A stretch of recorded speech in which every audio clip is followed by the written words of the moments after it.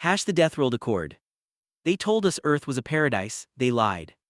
My name is Krix'thar, and I am what your species would call a xenobiologist.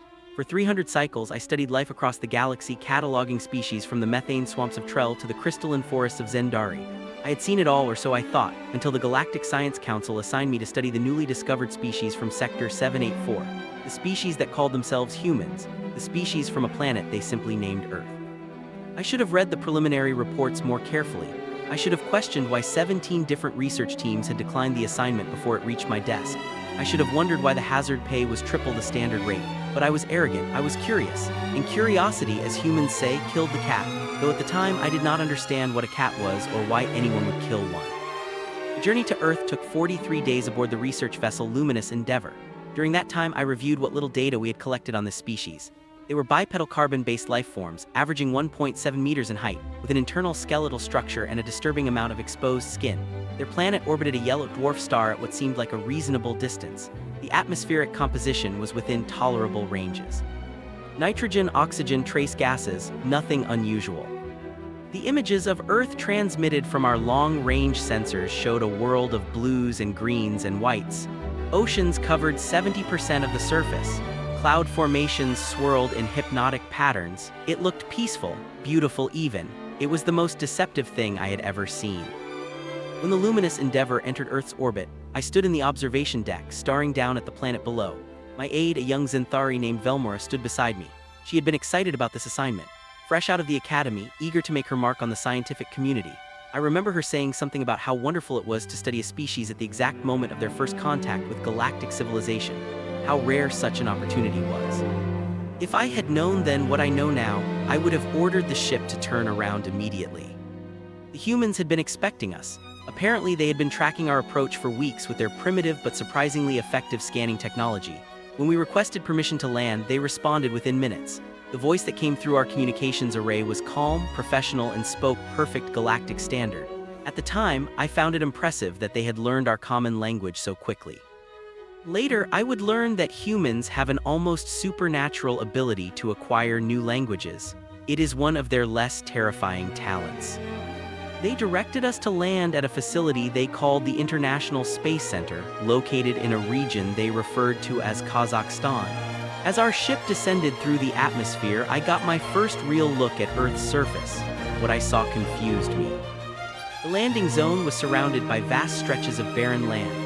Frozen wastelands that seemed utterly devoid of life. I checked the environmental readings 3 times, certain there must be an error. The temperature at ground level was negative 40 degrees Celsius. The wind speeds were clocking in at 60 kilometers per hour. This was not the pleasant, habitable world the long-range scans had promised. Velmora noticed my concern. Perhaps we are landing in an uninhabited region, she suggested. Surely the humans would not build an important facility in such a hostile environment. I nodded, though I was not convinced. The ship settled onto the landing pad with a gentle thud, and I prepared to meet the humans for the first time. The landing party consisted of myself, Velmora, and 4 security personnel. Standard procedure for first contact scenarios. We wore our environmental suits, even though the scanners indicated the atmosphere was breathable. Again, standard procedure. The airlock hissed open, and we stepped out onto the surface of Earth. The cold hit me like a physical blow, even through the insulated suit. The wind screamed across the empty landscape, carrying with it tiny particles of frozen water that the humans called snow. In the distance, I could see the facility, a collection of white buildings that seemed to hunker down against the elements like frightened animals seeking shelter. And there, waiting for us at the base of our landing ramp, stood 5 humans. They were not wearing environmental suits. I stopped walking. Velmora bumped into me from behind, muttering an apology before she too noticed what I had seen. The humans stood in the howling wind and the negative 40-degree temperature, wearing nothing but thin layers of cloth. They were smiling. The lead human stepped forward. She was female, I would later learn, with dark skin and hair that was somehow both black and white at the same time. She extended her hand in what our briefing materials had indicated was a gesture of greeting. "Welcome to Earth," she said, her breath creating small clouds in the frigid air. "I'm Dr. Sarah Chen, Director of the International First Contact Initiative. We're honored to host you." I stared at her exposed hand, at the skin that should have been frozen solid by now. At the casual way she stood in an environment that would kill most species within minutes. "You are not cold?" I managed to ask. Dr. Chen laughed. It was not an unkind sound, but something about it made my primary heart skip a beat. "Oh, we're freezing," she said cheerfully, "but we wanted to greet you properly. Don't worry, we have a heated facility prepared for you. We understand your species requires a warmer environment." She said it so casually, as if standing in lethal temperatures was a minor inconvenience, as if being what she called freezing was simply something to be endured for the sake of politeness. That should have been my first warning. It was not. The facility they had prepared for us was indeed heated to a comfortable temperature. Dr. Chen and her team led us through a series of corridors to what they called the diplomatic wing. The walls were painted in soft, neutral colors.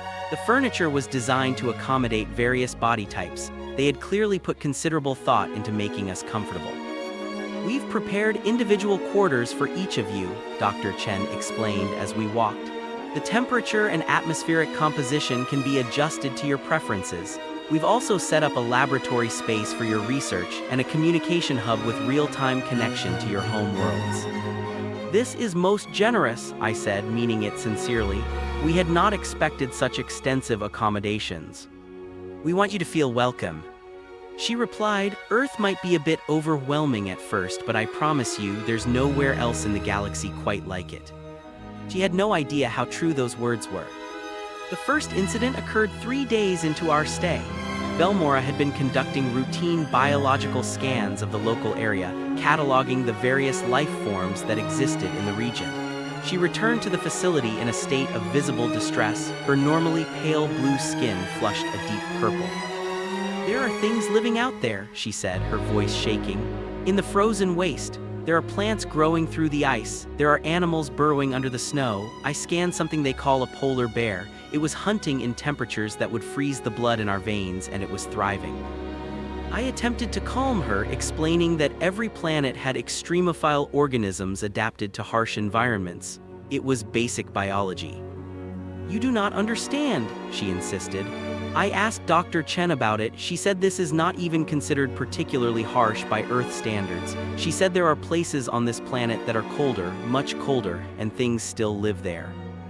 That evening, I requested a meeting with Dr. Chen. She arrived promptly, carrying a data pad filled with information she thought might interest us.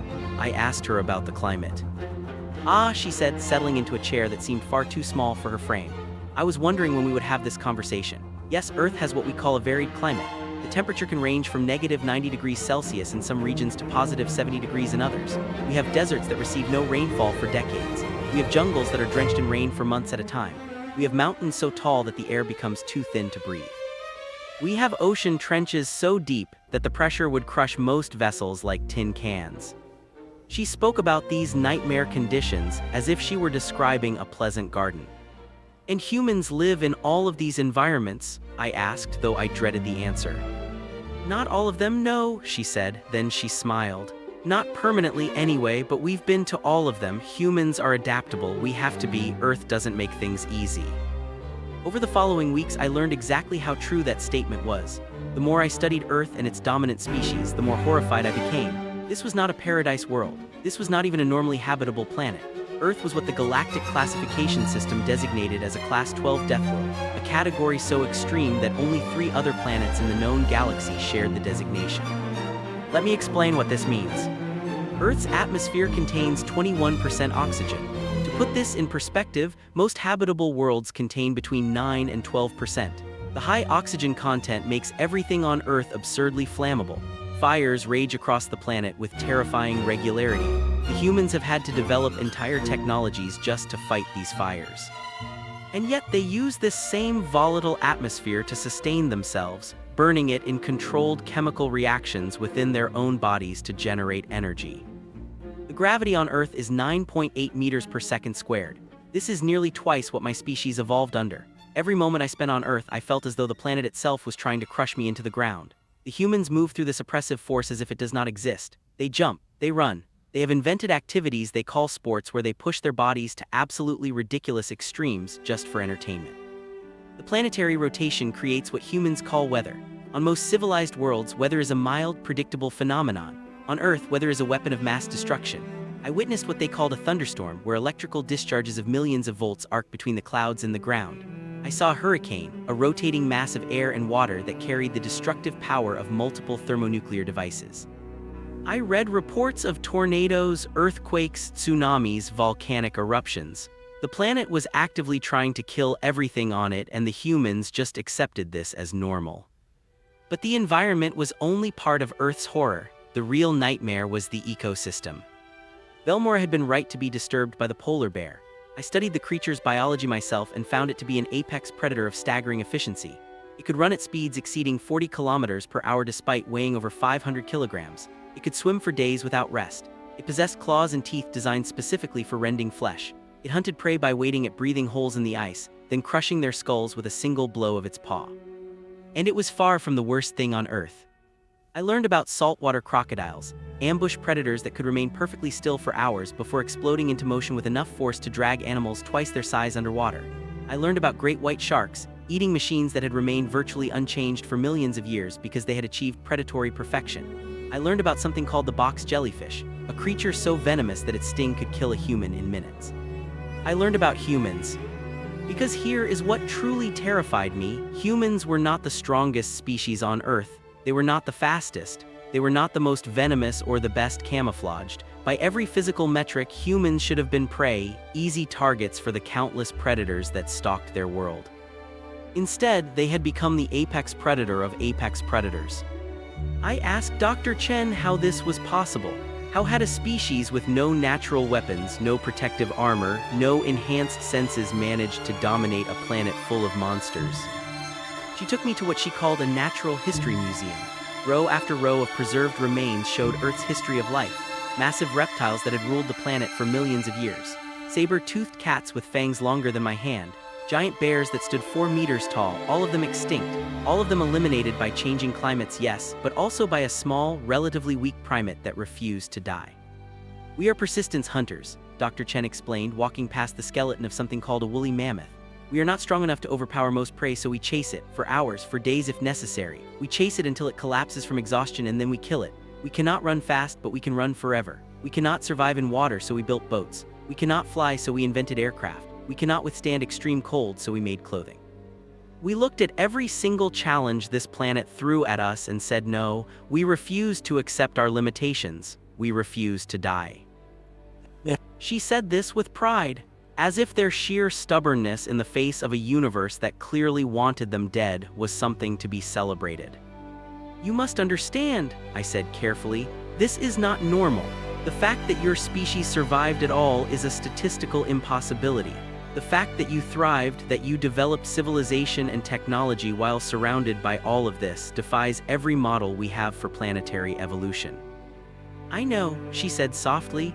We've read the reports your people sent ahead. We know you classify Earth as a death world. We know that most species in the galaxy evolved on planets far more hospitable than ours. We know we are the exception, not the rule. Then why do you seem so calm about it? I demanded. Why are you not terrified of your own planet? Dr. Chen turned to look at me, and in her eyes I saw something I had not expected. Not fear, not pride, something else, something that made my blood run cold. Because it's home, she said simply.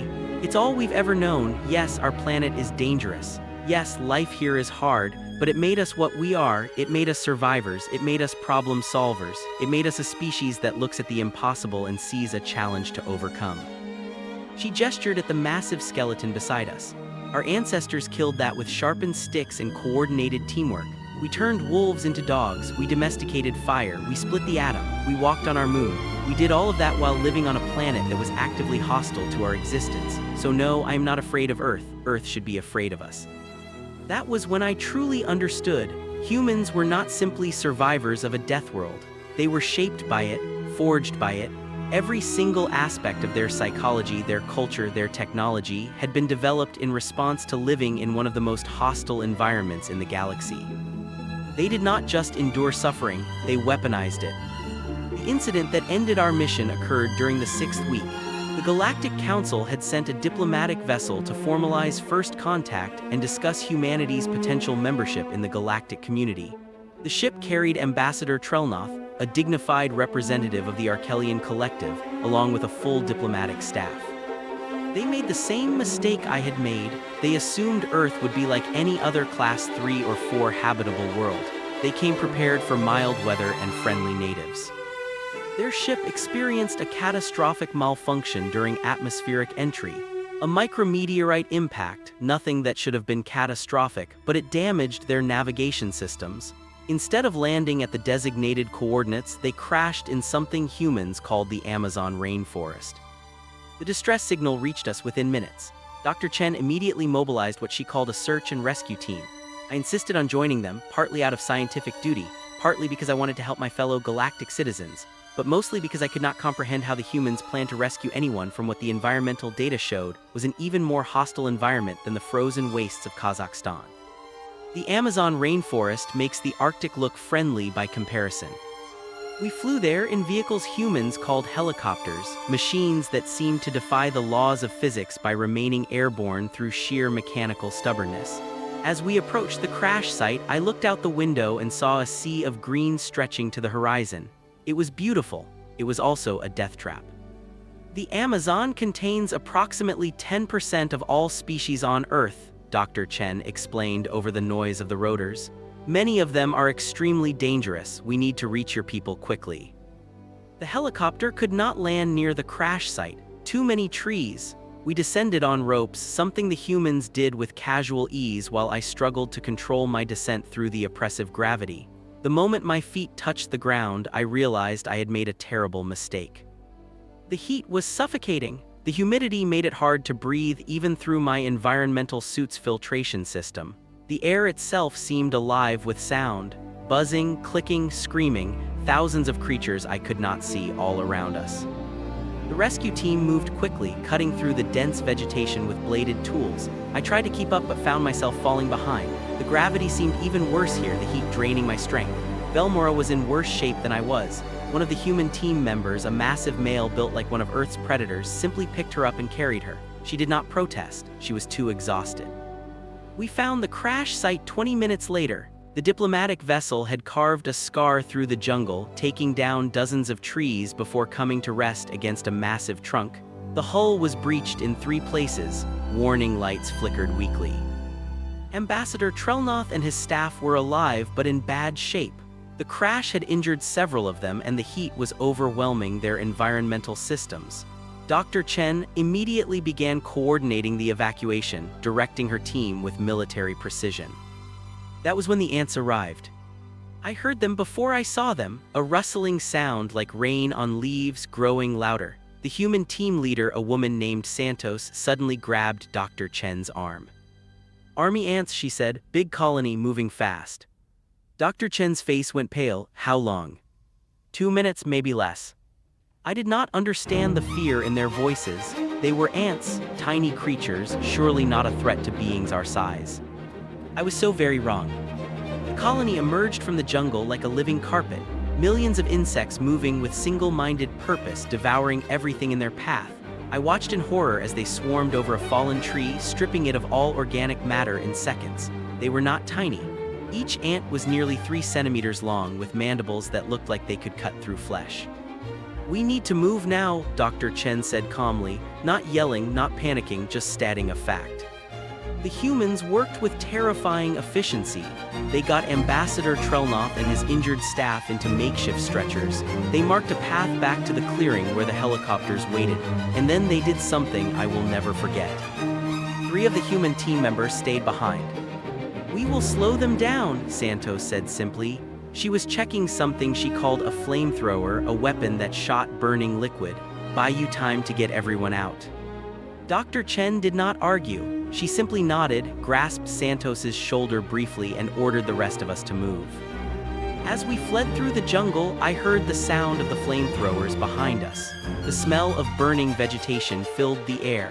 The humans were fighting millions of insects with fire and determination, giving their lives so that we could escape. We made it to the helicopters, we made it back to the facility, and 6 hours later, Santos and her team walked in, covered in insect bites, their clothing shredded but alive. The ants changed direction, Santos explained with a shrug, decided we were not worth the effort, lucky. She called it luck, I called it a miracle. That night, I submitted my final report to the Galactic Council. I recommended immediate acceptance of humanity into the galactic community, but with a warning, a very specific warning. Humans come from a Class XII Deathworld. This is not merely a statement of environmental conditions. It is a warning about the psychology of the species. They have survived conditions that would exterminate most galactic civilizations. They have thrived in environments we cannot even imagine. They have looked at a planet that was actively trying to kill them and decided to make it their home. This has made them dangerous, not because they are violent, though they certainly can be when necessary, not because they are cruel, though they have a capacity for cruelty when pushed. They are dangerous because they do not understand the concept of impossible. When faced with a problem that cannot be solved, humans solve it anyway. When confronted with a threat that cannot be defeated, humans defeat it. When told that something is too dangerous, too difficult, too deadly to attempt, humans attempt it just to prove they can. They domesticated fire. They tamed wolves into companions. They built cities in deserts. They established settlements in frozen wastelands. They descended into ocean depths that should have crushed them. They launched themselves into the vacuum of space in primitive metal tubes. They did all of this while their planet was trying to kill them at every opportunity. Now imagine what they will do when they have access to galactic technology, when they have access to shields and weapons and faster than light travel, when they can spread beyond their death world and bring their unique brand of stubborn survival to the rest of the galaxy. I am not saying we should fear them, I am saying we should understand them, respect them, and for the love of all that is civilized in the galaxy, never underestimate them. Because humans do not just survive, they conquer. 6 months after my return from Earth, the Galactic Council voted unanimously to accept humanity as a full member species. The vote was accompanied by a new designation. Humans were classified as a Category 2 extinction level ally. This classification had never been used before.